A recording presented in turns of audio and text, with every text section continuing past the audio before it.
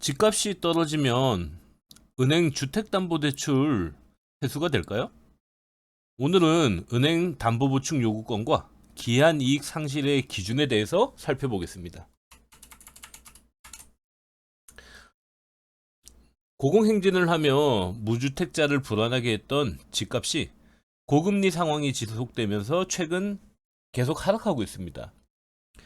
집값은 워낙 비싸서 100% 자기 돈을 주고 사는 사람이 없죠. 그래서 부동산 값이 집값이 올라가는 만큼 가계대출은 가파른 속도로 늘어왔습니다. 그래서 집값이 떨어지는 것은 다른 자산 가격이 떨어지는 것과는 성격이 좀 많이 다릅니다. 대출 비중이 낮은 분들은 집값이 좀 하락해도 버틸 수 있지만 대출 비중이 70% 이상인 분들은 얘기가 좀 다릅니다. 사실 우리나라는 지금까지 집값이 장기적으로 큰 폭의 하락을 경험한 적이 없었습니다. 해방 이후 오랜 시간 우상향해왔고 단기간 소폭의 조정이 있더라도 곧 상승 전환하며 이전 최고가를 돌파해 무위험 자산 증식 수단으로 인식되어 왔죠. 그래서 부동산 불패 신화라는 DNA가 우리나라에는 많이 이제 새겨져 있는 것 같습니다. 집값이 떨어져 내가 받은 대출금보다 낮은 가격까지 떨어진 경험이 없으니 이런 상황에서 막연히 이제 은행이 기다려줄 거라 생각하시는 분들이 많은 것 같습니다. 근데 은행은 복지 사업을 하는 기관이 아니죠. 영리를 목적으로 하는 기업입니다. 기업들은 자신의 이제 손실이 예상되면은 빠르게 손실을 만회하기 위해서 빠르게 행동하게 돼 있죠. 그럼 어떤 행동을 할 수 있는지 거기에 대해서 이제 내용을 살펴볼 텐데, 뭐 가까운 예로 신용으로 산 주식 가격이 담보 비율 이하로 떨어지면 증권사는 어떻게 하나요? 아마 주식 투자 경험이 있으신 분들은 잘 아실 텐데, 주가가 떨어져 담보 비율 아래로 떨어지면 다음날 담보 비율만큼 추가 입금을 하라는 연락을 받게 됩니다.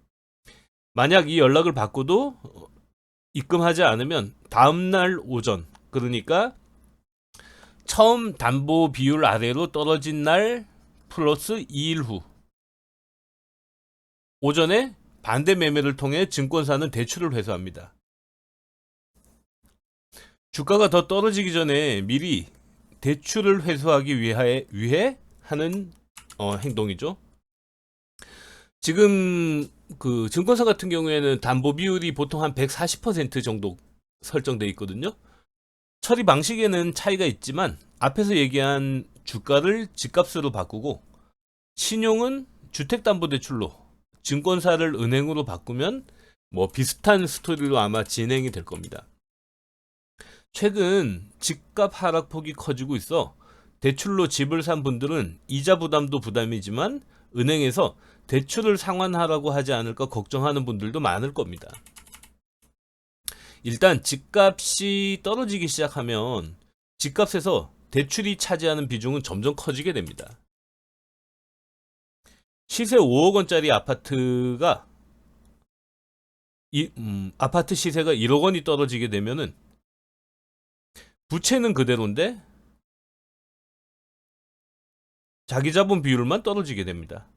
내 돈 1억만 이제 날아가게 되는 거죠. 집값이 떨어지면. 이렇게 되면 어떤 문제가 발생하냐? 처음에 이제 받을 때는 LTV 60%를 적용받고 대출을 받았습니다. 그런데 집값 1억이 떨어지면서 자기 자본 비율이 떨어지게 되면 부채 비율이 상대적으로 늘어나게 돼서 LTV는 75%까지 올라가게 됩니다. 만일 동일한 상황에서 집값이 2억 원 하락한다면 어떻게 될까요? 잘 아시겠지만 자기 자본은 0이 됩니다. 부채 비율이 100%인 집이 되는 거죠. 이렇게 되면 은행이 가만히 있을까요? 집값이 더 떨어질지도 모르는데 은행이 이제 가만히 있으면은 원금 회수를 못 할 수 있으니까 당연히 이제 뭔가 행동을 하게 될 겁니다. 일단 집을 산 사람은 집값이 떨어져 큰 손실을 봤지만 은행 입장에서는 뭐 채권자의 이제 사정을 봐주지 않습니다. 집값이 더 떨어지면 대출해준 3억 원도 회수가 불투명해집니다. 은행은 이런 상황을 대비해 보통 대출의 120%를 채권 최고액으로 설정해 두고 있죠. 그래서 집을 담보로 1억 원을 대출하면 은행은 1억 2천만 원에 대해 채권 최고액으로 설정해 돈을 못 갚을 경우 각종 원금, 이자, 위약금, 주택가치 하락 등을 대비해서 채권 최고액을 높게 설정해 두는 겁니다.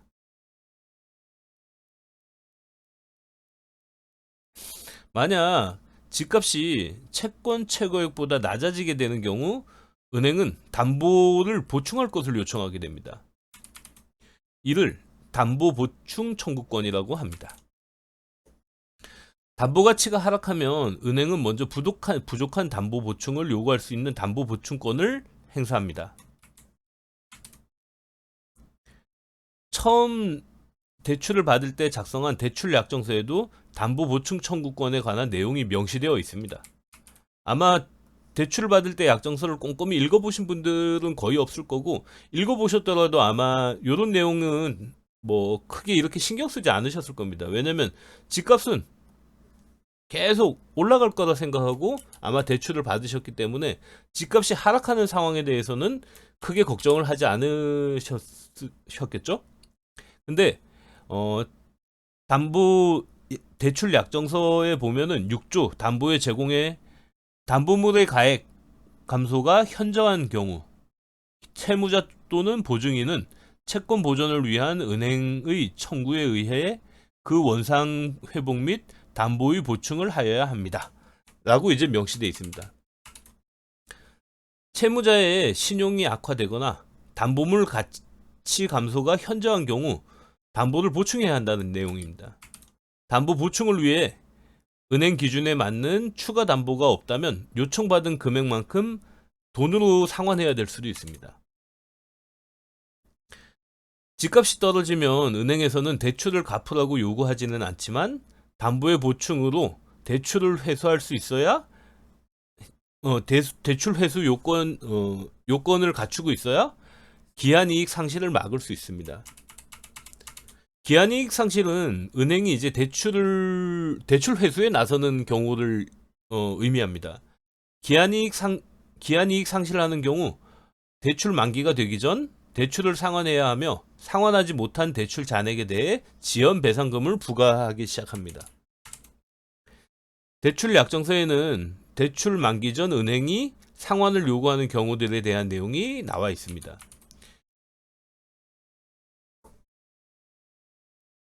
집값이 떨어진다고 해서 기한이익 상실로 은행이 대출을 바로 회수하진 않습니다. 기한이익 상실이 되는 경우는 담보재산에 가압류, 압류명령, 체납처분 등 채권 회수에 중대한 지장이 생긴 경우, 원리금 상환이 연체되는 경우, 그리고 은행 채권 보전에 현저한 위험이 예상되는 경우, 채무자가 채무자의 의무를 다하지 않는 경우, 이런 경우들로 지금 대출 약정서에는 정의가 돼 있거든요. 그러니까 채권 회수에 중대한 하자가 생기지 않거나 원리금 상환을 연체하지 않으면 기한이익 상실은 되지 않습니다. 대출 원리금을 잘 상환하고 있고 담보재산에 법적 문제가 생기지 않으면 집값 하락만을 이유로 은행은 대출금을 회수하지는 않습니다. 담보 보충만 이제 요구할 수 있는 거죠. 그래서 대출 약정서에 보면 여기 채무자의 이제 어떤 재산의 압류나 강제 집행, 체납 처분이 착수가 되거나 이런 경우 그리고 이제 이자를 제때 상환하지 못한 경우 그리고 변제, 압류, 신용 회복 등을 독촉하고 그 이후 이제 채무자의 채권 보전에 현저한 위험이 예상될 경우 그리고 아래 내용 중 하나라도 이제 발생한 경우인데 이거는 보면은 약정을 이행하지 않았을 때, 화재보험 가입 의무를 이행하지 않았을 때 등등으로 이거는 이제 대출을 처음 받을 때 정상적으로 받으신 분들이면은 아마 크게 해당은 되시지 않을 것 같아요. 예전엔 집값의 70%, 80% 대출로 집을 사다가 대출 규제로 인해서 은행 LTV 한도가 이제 40%에서 50% 사이로 이제 줄어들었죠. 요때 이제 집을 사신 분들 같은 경우에는 LTV 한도 때문에 사실 집값이 어지간히 떨어져 가지고는 아마 담보보충을 요구받을 일은 없을 겁니다.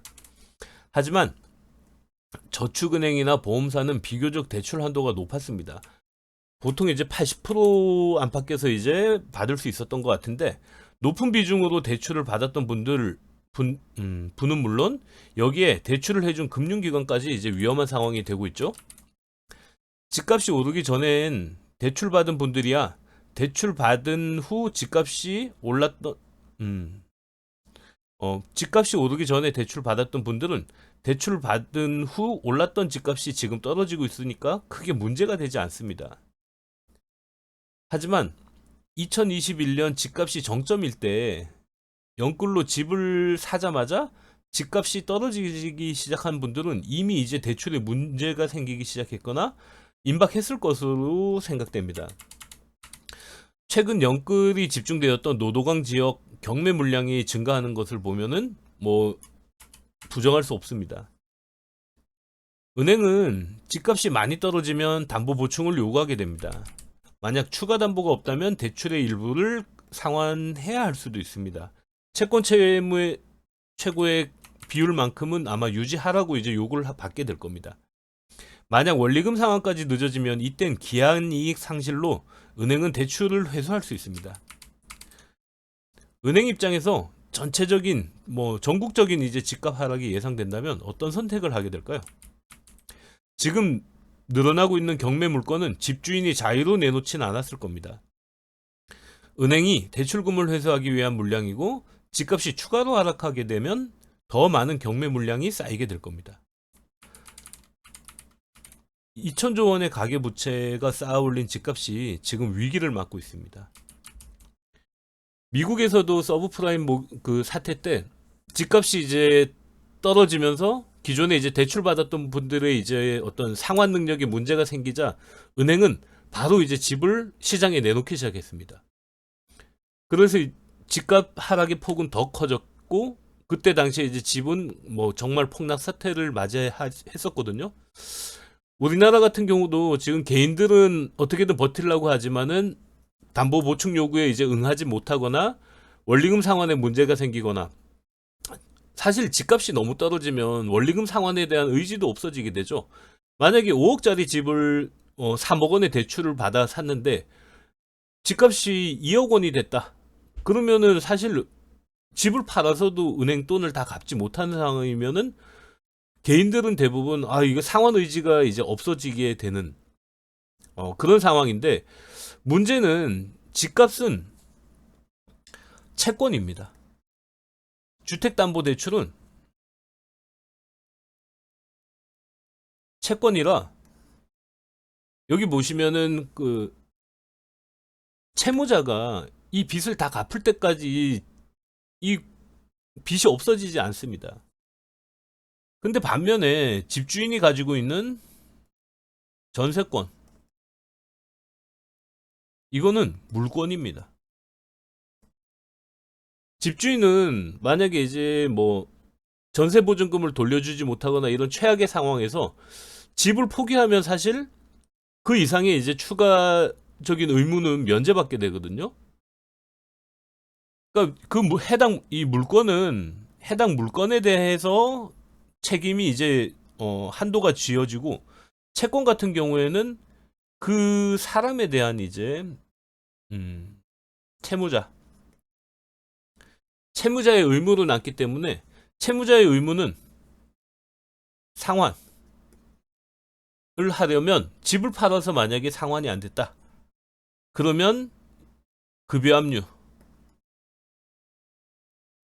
외 다른 재산 압류까지 할 수 있습니다. 그래서 지금 주택담보대출 같은 경우는 문제가 발생하게 되면은 그 어떤 집에서만 이제 문제가 국한되는 게 아니고, 그 집을 담보로 이제 대출을 받은 그 채무자, 대출받은 사람의 이제 어떤 남은 인생에 이제 지대한 영향을 미치게 되거든요. 그렇기 때문에 대출 같은 경우에는 뭐 만약에 이제 상환이 안 된다 그러면 무작정 손 놓고 있다고 집 하나로 해결되는 게 아니라는 점 반드시 인지하시고, 지금 현재 이제 시장 상황이라든가 이런 것들을 잘 주시하셔서 어떻게 해야 할지 지금 빠른 결정이나 판단력이 필요한 시기인 것 같습니다. 오늘은 이만 마치겠습니다. 구독과 좋아요 부탁드립니다.